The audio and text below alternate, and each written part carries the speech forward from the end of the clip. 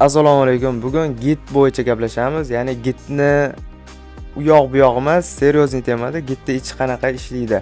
Ya'ni Gitni hozir ko'ramiz, branchlarni, narsalarni olsak, nimadir o'zgaradi ichlar, lekin ichkarisi qanaqa o'zgaryapti? Shu narsasi bo'yicha ozgina o'zimni bilganlarim bo'yicha to'xtalishga bir qaror qildim. Ya'ni Gitni tagida qanaqangi narsalar borki, u qanaqa qilib o'zgarishlarni saqlaydi, qanaqa qilib triylarni saqlaydi, bir-biri buzilib ketmaydi, snapshotlar qanaqa bo'ladi, shu borasida ozgina o'zim bilganlar bilan bo'lishmoqchiman.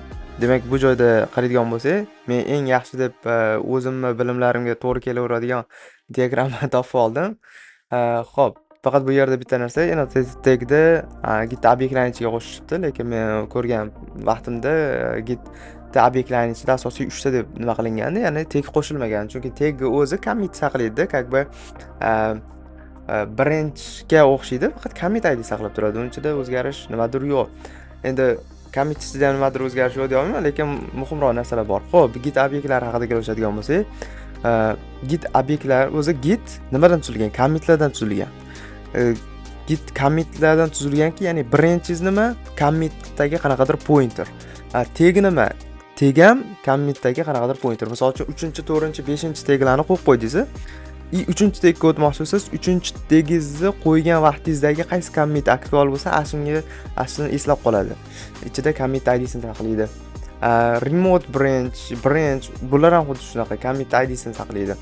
Head bu branch anusini saqlaydi. Ya'ni head bu qaysi branchda turgan. Xo'p, mayli. Endi commit. Hamma narsa commitdan tuzilgan ekan. Commitlar zanjir.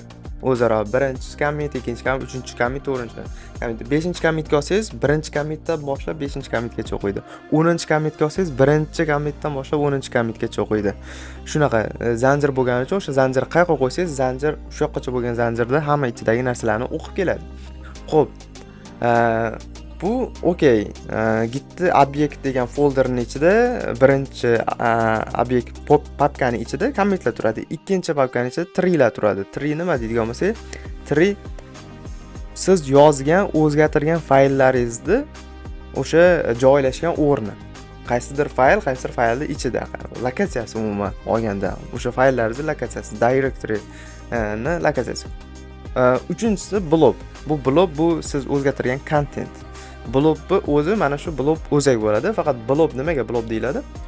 Blob bu siz yozgan tekstingizni o'zini hashi bor, shunaqa hash bo'yicha turadi.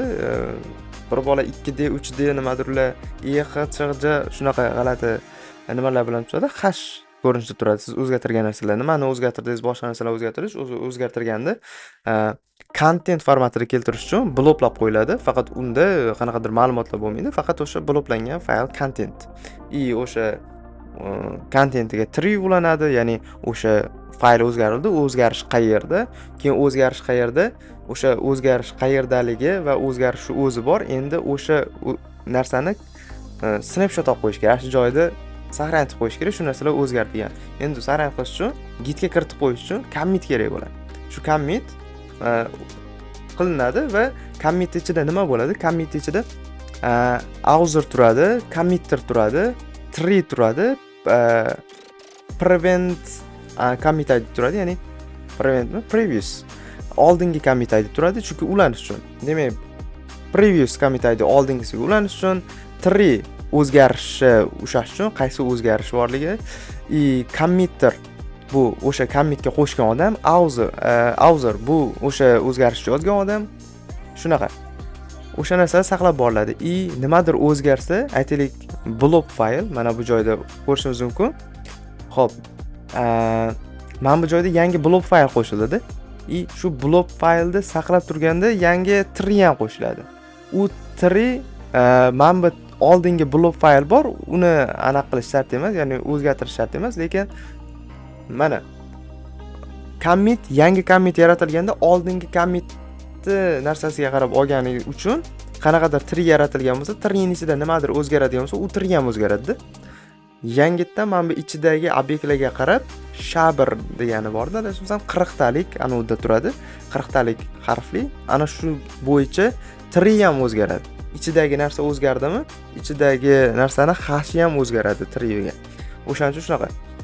bir joyda o'zgarish qilsangiz, yangi blok qo'shiladi, ya'ni fayl, siz o'zgartirgan kontent, u kontentni endi joyini saqlab turish uchun ana tree, o'sha faylda treesi u ham o'zgaradi, chunki ichiga yangi kontent qo'shildi, u yana bitta tree sozdat qiladi. O'sha tree bo'yicha yangi kommitingiz saqlanadi. Xo'p, menimcha tushuntirib bera oldim deb o'ylayman. Savollar, narsalar bo'lsa bemalol. Bu kerak bo'ladimi realni deyishingizlar mumkin. Men qachondir buni kimdandir so'raganini eshitmaganman. Yoki men bunaqasini bilganim uchun foyda. No, baribir ichkarisini bilib qo'ygan foyda. Qachondir muammo yoki nimadir bo'lganda bilib olish uchun.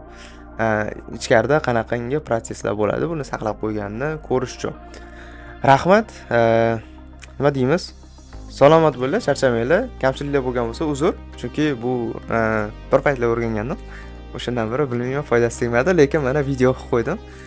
Lekin yaxshi tomoni kommentda yozib turganimda nimani yozib turganim, nimadir qilyap turganimni o'zim bilib turaman. Shuning uchun men uchun plyus. Rahmat, salomat bo'linglar.